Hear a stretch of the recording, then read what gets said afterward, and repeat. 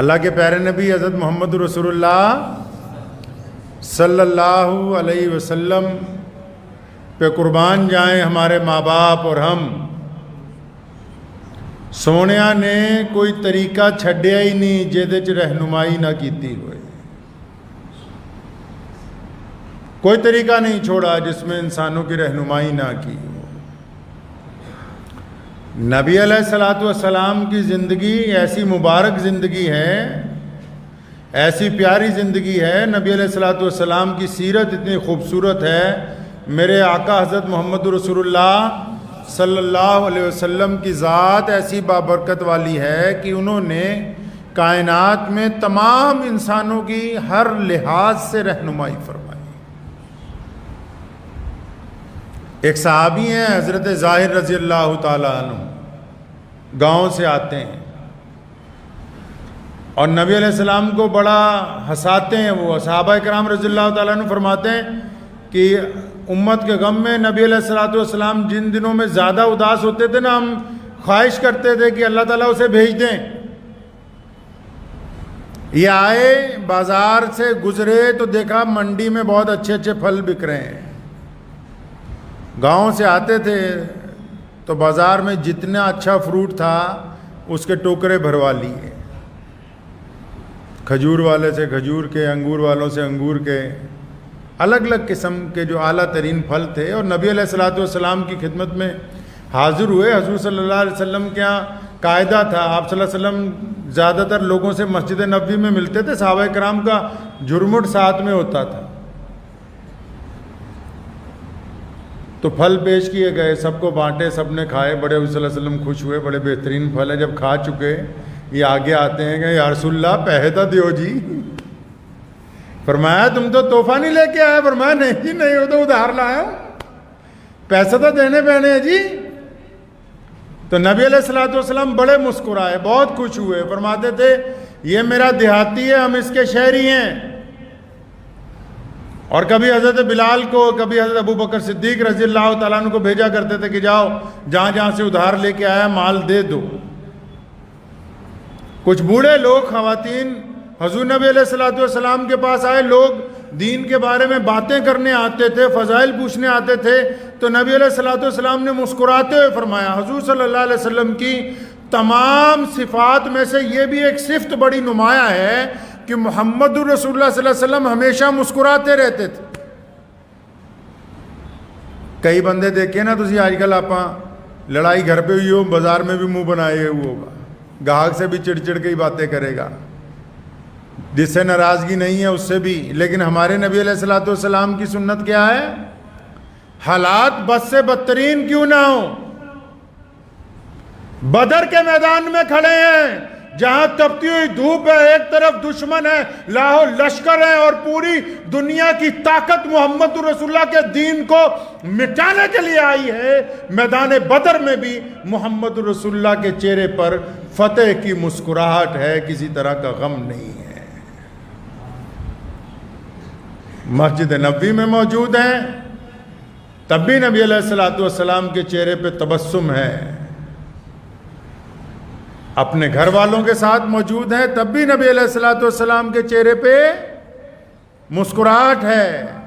فاقہ ہے 3 دن کا، لیکن نبی علیہ الصلوۃ والسلام کے چہرے پہ مسکراہٹ ہے. صحابہ فرماتے ہیں ہم رسول اللہ کے چہرے کو دیکھتے تھے، ہماری بھوک مٹ جاتی تھی. نبی علیہ الصلوۃ والسلام کا چہرہ ایسا مسکراہٹ والا اللہ نے ایسا بنایا. تو بوڑھے بوڑھیوں کو کہا ایک دن مسکراتے ہوئے، فرمایا بات تو ٹھیک ہے جو تم پوچھتے ہو دین کے بارے میں، لیکن کوئی بڈھا بڈھی جنت میں نہیں جائے گا. ابھی اتنا ہی فرمایا تھا، ان کو بڑا غم ہوا، بڑی فکر لائق ہوئی. کئیوں کے آنسو آنے لگے کہ بھی یہ تو بڑا حادثے والی خبر آ گئی کہ جنت میں بوڑھے اور بوڑھیوں کے لیے کوئی جگہ ہی نہیں ہے.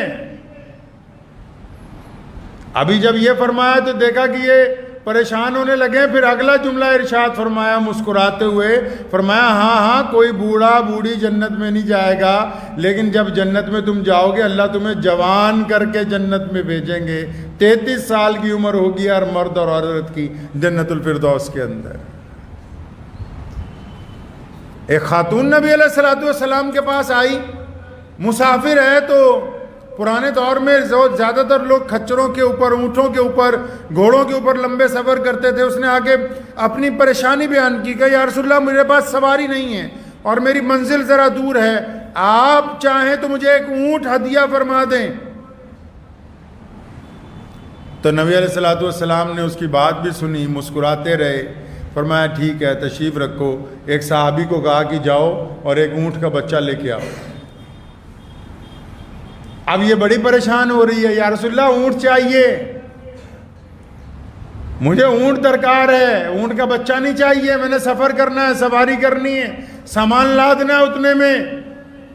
اب جب یہ اپنی ابھی گفتگو کر رہی ہے، اب جس کی ڈیوٹی لگائی تھی کہ اونٹ کا بچہ لے کے آؤ، وہ ایک اونٹ لے کے آیا، تناور، بالکل جوان. حضور صلی اللہ علیہ وسلم نے مسکراتے ہوئے اس خاتون کی طرف دیکھا، فرمایا ذرا دیکھ کے تو بتاؤ یہ اونٹ کا بچہ نہیں ہے تو کس کا بچہ ہے؟ نبی علیہ الصلوۃ والسلام کی سنت ہے ہلکا پھلکا مذاق کے ساتھ ماحول کو خوشگوار رکھنا. اپنے گھر میں، اپنے دوستوں کے ساتھ، اپنے عزیز و اقارب کے ساتھ، جن لوگوں کا آپ پر حق ہے، جو چاہتے ہیں کہ آپ ان کے ساتھ مسکرا کے بات کریں، جو لوگ چاہتے ہیں آپ ان کو وقت دیں. بتھیری دنیا ایسی ہوتی نا، لوگ ہم سے وقت مانگتے ہیں، کچھ لوگوں سے ہم چاہتے ہیں کہ وہ ہم کو وقت دیں. ہر بندے کے لیے جو بھی چاہے، کوئی غریب سے غریب بھی آدمی ہے لیکن کسی کے نزدیک اس کا سارا سرمایہ ہی وہ ہے. کسی کو آپ یہ نہ سمجھیں کہ یہ بالکل بے وقت ہے. اگر کوئی سڑک کی نکڑ پہ کھڑا ہوا مانگ بھی رہا ہے نا، تو شاید وہ اپنے گھر میں، اپنے گھر والوں کے لیے سب سے زیادہ عزیز ہے. بے وقت دنیا کے اندر کوئی شے نہیں ہے. نبی علیہ الصلوۃ والسلام کی سنت ہے.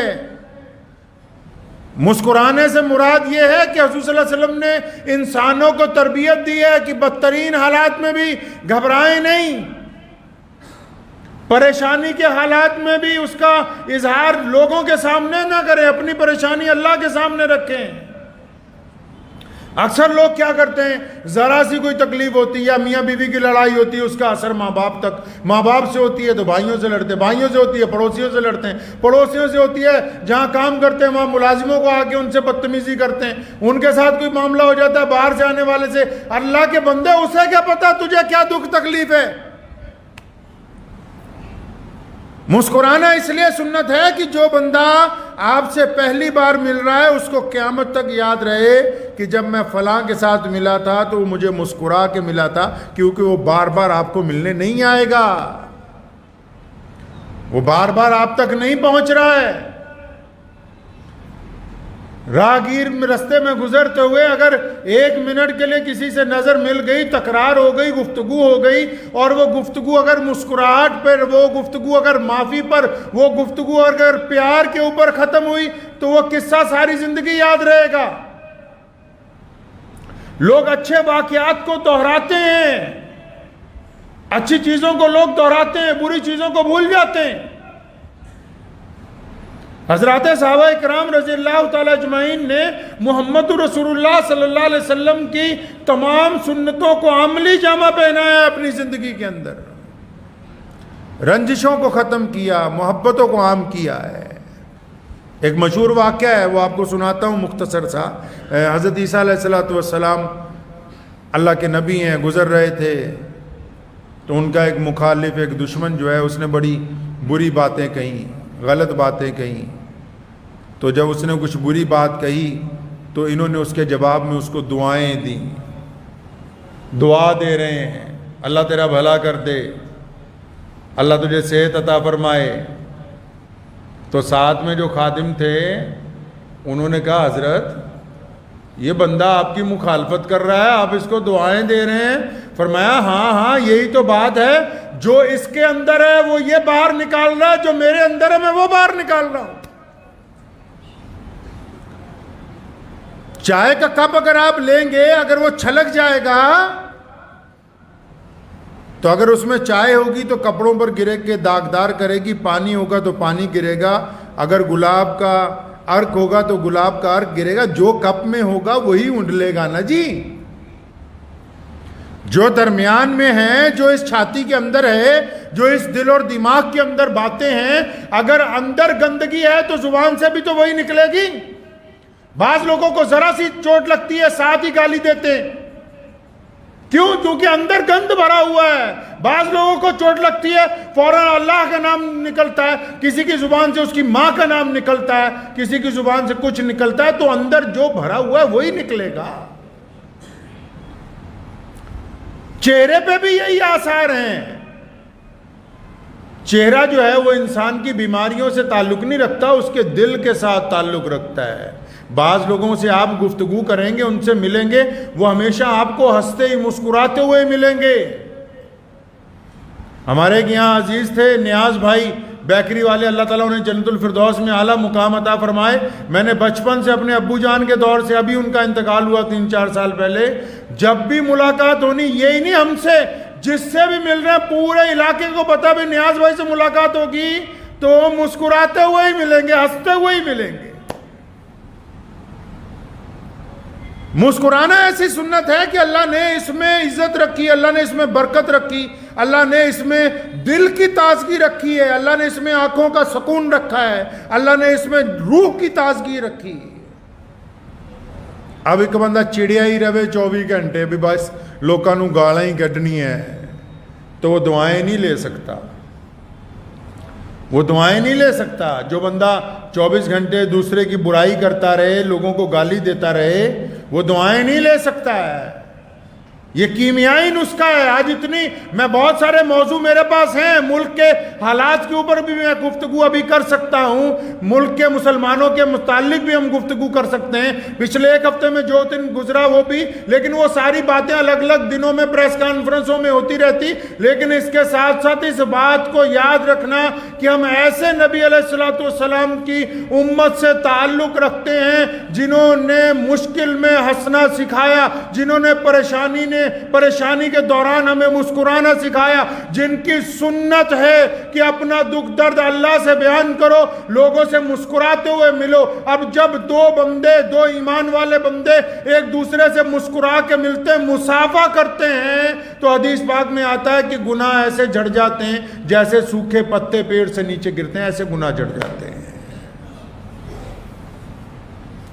تو اس سنت کو اپنی زندگی کا عمل بنا لیں۔ اگر چہرے پہ مسکراہٹ نہیں آتی تو جس طرح کئی کام دھکے سے کرنے کی عادت ڈالتے ہیں، اس کی عادت